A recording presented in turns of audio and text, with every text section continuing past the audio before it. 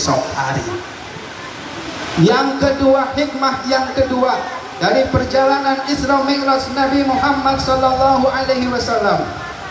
Di dalam ayatnya Allah berfirman, Subhanalladzi asra bi'abdihi laila minal masjidil haram ilal masjidil aqsa.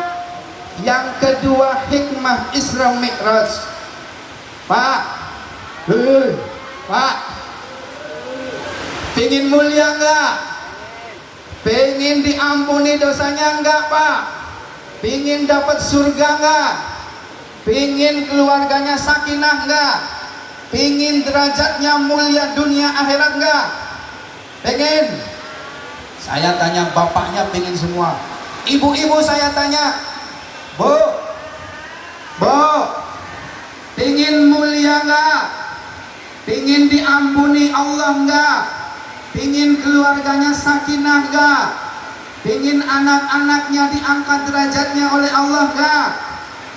Maka Isra Mi'raj memberikan pelajaran kepada kita, minal masjidil haram ilal masjidil aqsa. Kalau kita ingin mulia derajatnya, mulia diampuni Allah, dapat surganya Allah Subhanahu wa taala, maka mulai dari masjid ke masjid, mulai dari majlis ke majlis, mulai dari pesantren ke pesantren, mulai dari madrasah ke madrasah. Orang yang berkhidmah kepada masjid, orang yang berkhidmah kepada pesantren, orang yang berkhidmah kepada madrasah, maka akan dimuliakan oleh Allah Subhanahu wa taala. Buktinya siapa? Nabiullah Ibrahim alaihi salam. Nabi Ibrahim punya keturunan, semuanya dimuliakan oleh Allah Subhanahu wa taala.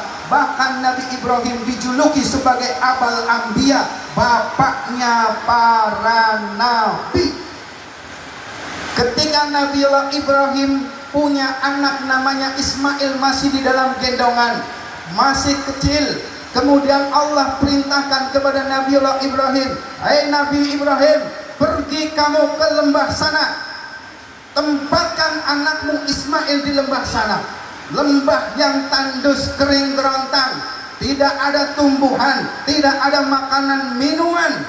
Allah perintahkan Nabi Ibrahim menempatkan Nabiullah Ismail ke sebuah lembah. Apa jawabnya Nabi Ibrahim? Rabbana inni askantu min dzurriyyati biwadin ghairi dzi zar'in inda baitikal muharram. Nabi Ibrahim jawab, "Ya Allah, aku tempatkan hari ini anak keturunanku di mana? Inda baitikal muharram, di Masjidil Haram, yang sekarang kita kenal tempat itu menjadi negeri Mekkah Al-Mukarramah." Nabiullah Ibrahim tempatkan anak keturunannya di Masjidil Haram, berkhidmah ke Masjidil Haram, melayani, menjadi pelayan-pelayan tamunya Allah Subhanahu wa taala. Maka keluarga Nabi Ibrahim dimuliakan oleh Allah Subhanahu wa taala. Keturunannya menjadi para nabi, keturunannya menjadi para utusan Allah Subhanahu wa taala. Kira-kira pengen nggak kayak Nabiullah Ibrahim? Bu, pengen mulia, anaknya mulia, pengen nggak? Pengen. Tapi Nabi Ibrahim istrinya 2. Pengen nggak?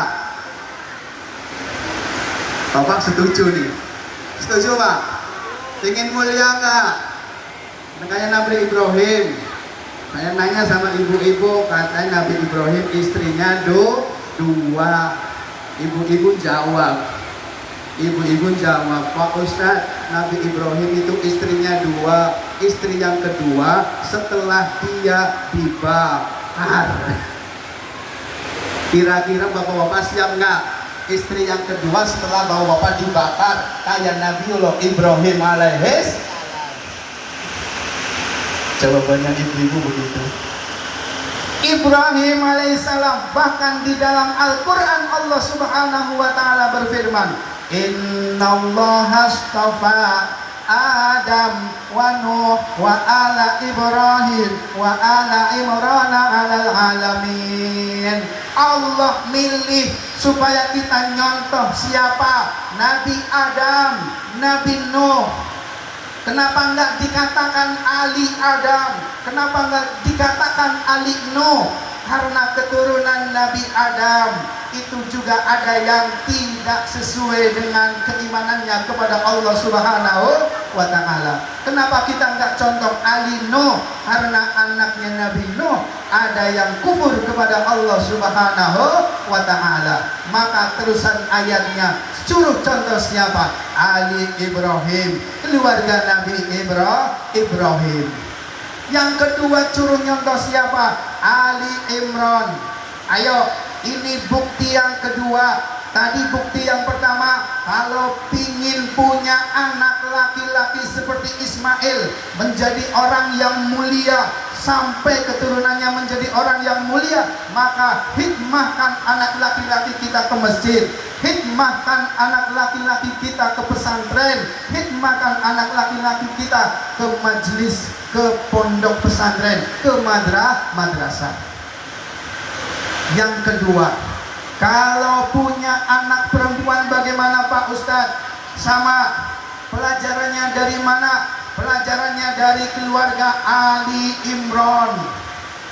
Ali Imran punya istri namanya Siti Hana. Lama juga dia nggak dikaruniai anak oleh Allah Subhanahu wa ta'ala. Maka tak kala dia sudah dikasih kandungan oleh Allah, dianugerahi jabang bayi, jabang bayinya masih ada di perut Siti Hana. Siti Hana nadar kepada Allah Subhanahu wa ta'ala, Rabbi inni nadartu laka ma fi batni muharraram fataqabbal minni. Ya Allah, aku nadar dengan apa yang ada di dalam perutku jabang bayi ini, nanti kalau sudah lahir maka akan aku hikmahkan ke Baitul Maqdis, maka terimalah nadarku, kata Siti Hana. Maka setelah lahir Siti Maryam kecil, kemudian Siti Maryam dikasih kepada pamannya Nabiullah Zakaria untuk hikmah di Baitul Maqdis. Apa yang terjadi setelah Siti Maryam hikmah ke dalam Baitul Maqdis? Kullama dakhala Zakaria al-mihraba wajada indaha rizqa. Setiap kali Nabiullah Zakaria masuk mihrabnya Siti Maryam di Baitul Maqdis, di situ ditemukan anggur. Nggak ada anggur di sini, anggurnya di dalam.